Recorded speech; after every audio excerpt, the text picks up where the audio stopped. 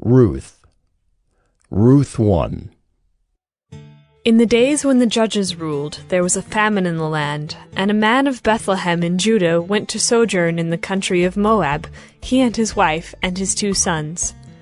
The name of the man was Elimelech, and the name of his wife Naomi, and the names of his 2 sons were Mahlon and Chilion.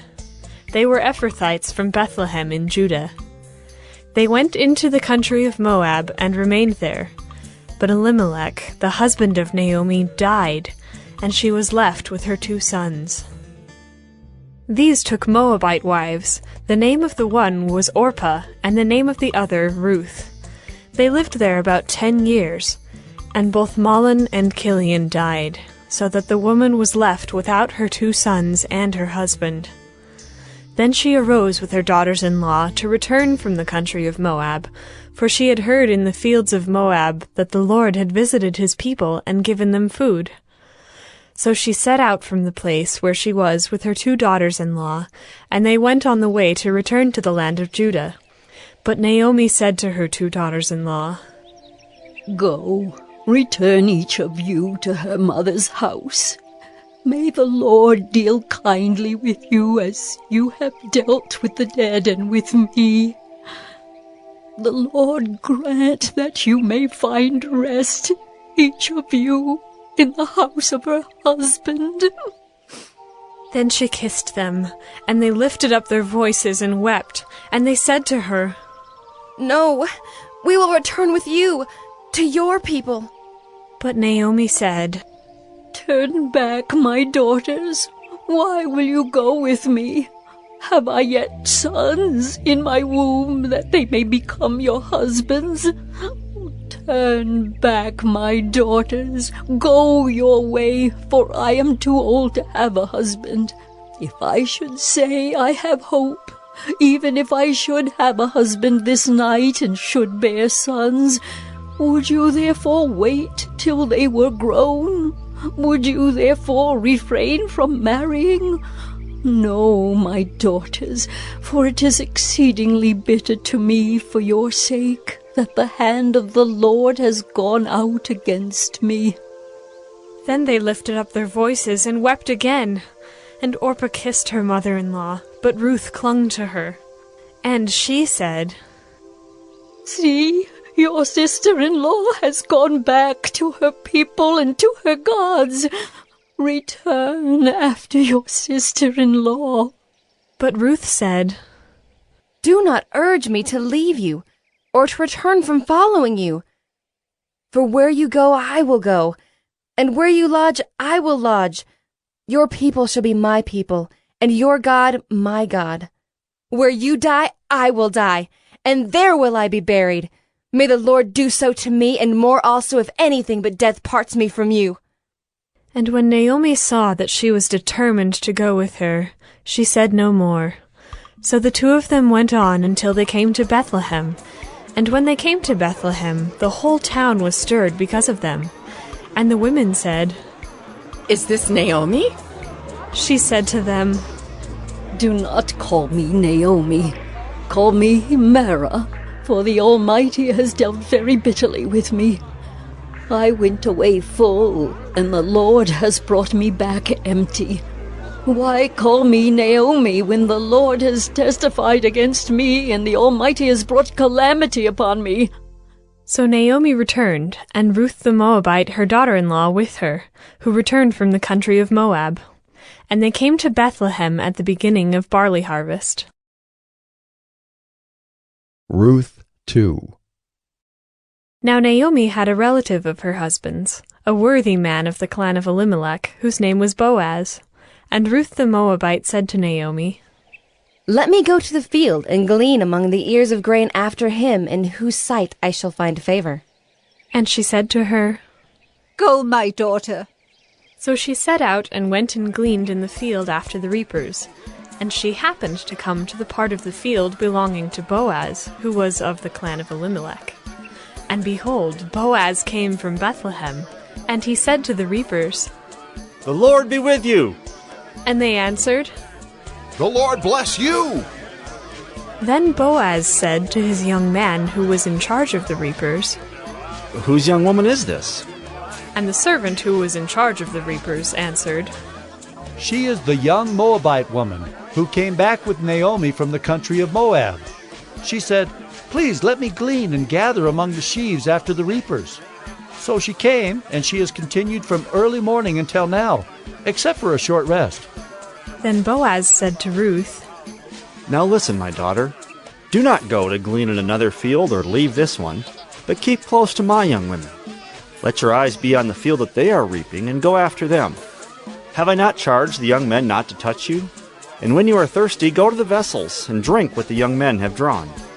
Then she fell on her face, bowing to the ground, and said to him, Why have I found favor in your eyes, that you should take notice of me, since I am a foreigner?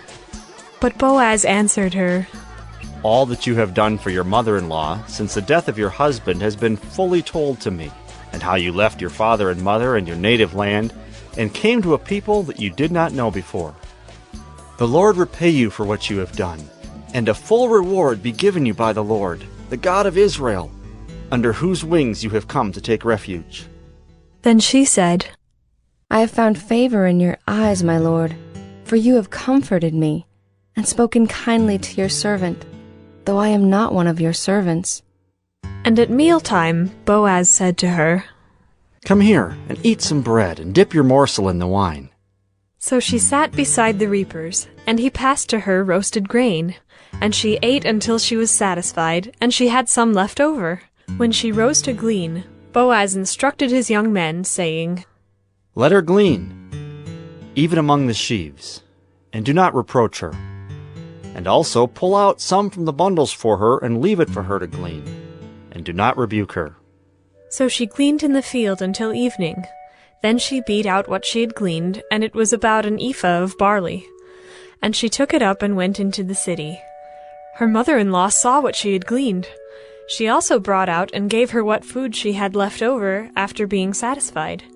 And her mother-in-law said to her, Where did you glean today, and where have you worked? Blessed be the man who took notice of you. So she told her mother-in-law with whom she had worked, and said, The man's name with whom I worked today is Boaz. And Naomi said to her daughter-in-law, May he be blessed by the Lord, whose kindness has not forsaken the living or the dead. Naomi also said to her, The man is a close relative of ours, one of our redeemers. And Ruth the Moabite said, Besides, he said to me, You shall keep close by my young men until they have finished all my harvest.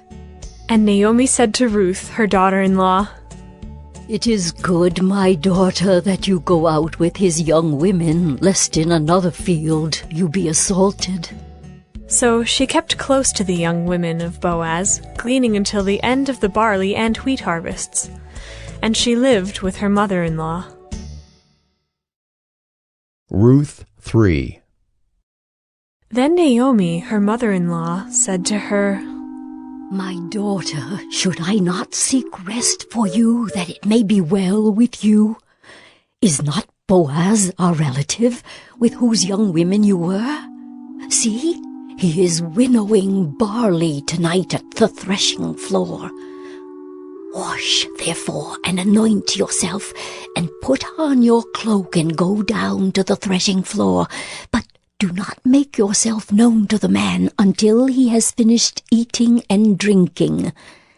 But when he lies down, observe the place where he lies, then go and uncover his feet and lie down, and he will tell you what to do.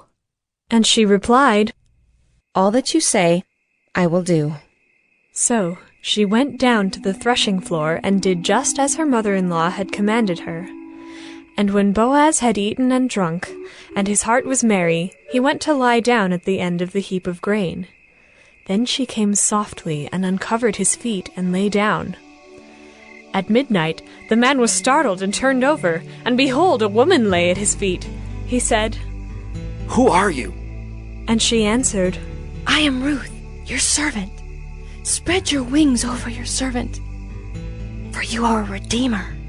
And he said, May you be blessed by the Lord, my daughter. You have made this last kindness greater than the first, in that you have not gone after young men, whether poor or rich. And now, my daughter, do not fear. I will do for you all that you ask, for all my fellow townsmen know that you are a worthy woman. And now it is true that I am a redeemer, yet there is a redeemer nearer than I. Remain tonight, and in the morning, if he will redeem you, good, let him do it.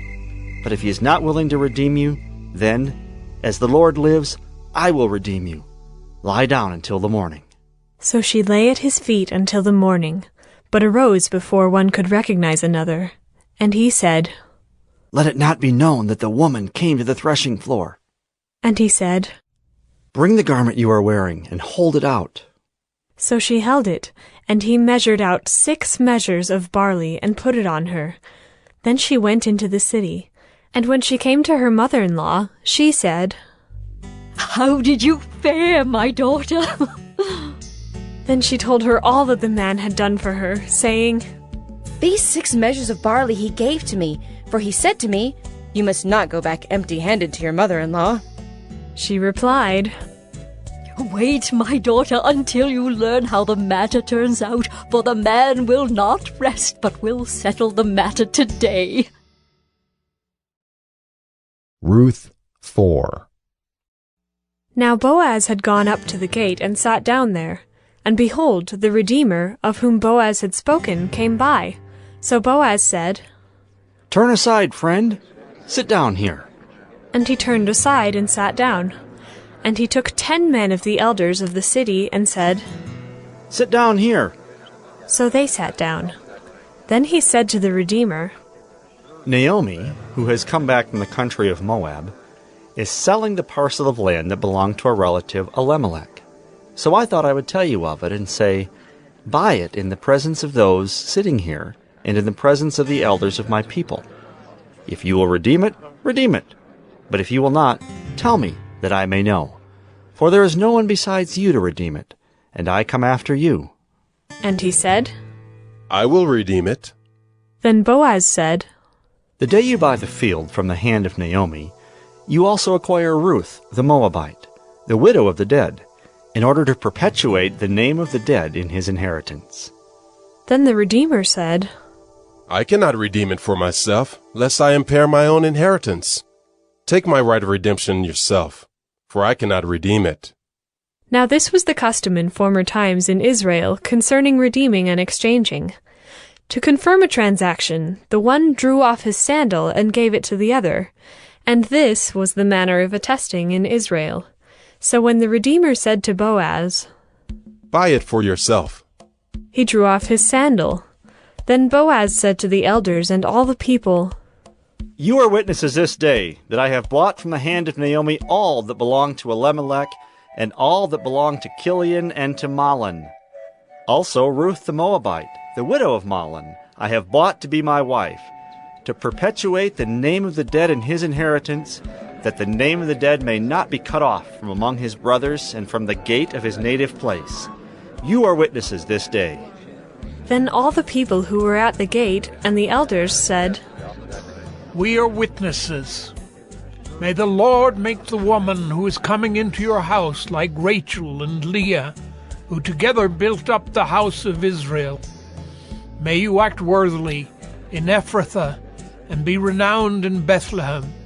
And may your house be like the house of Perez, whom Tamar bore to Judah, because of the offspring that the Lord will give you by this young woman.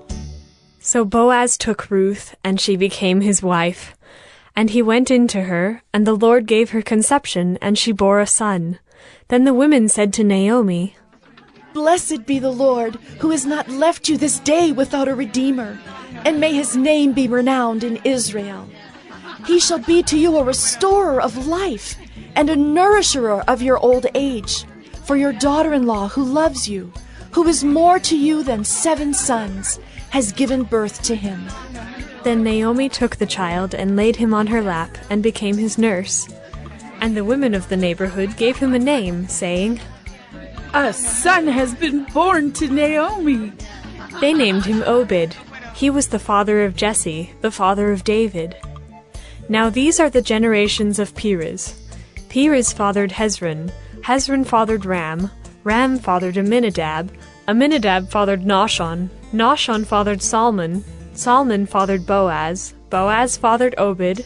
Obed fathered Jesse. And Jesse fathered David.